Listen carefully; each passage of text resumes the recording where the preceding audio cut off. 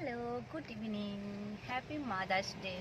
আজ mother's day. আমি আরিয়ান আমরা বেরিয়ে পড়েছি। আজ এসেছি জোড়া মলে। জোড়া মলে এখানে আমরা চলেও আসছি।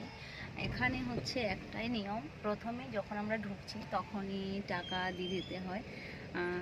অন্য জায়গায় যেটা হয় যে কত ঘন্টা হয় তার উপর ডিপেন্ড করে মোটামুটি টাকা দিতে হয়, বাট এখানে আমরা ঢুকছি তার আগেই আমাদের টাকাটা মিটিয়ে দিতে হয়।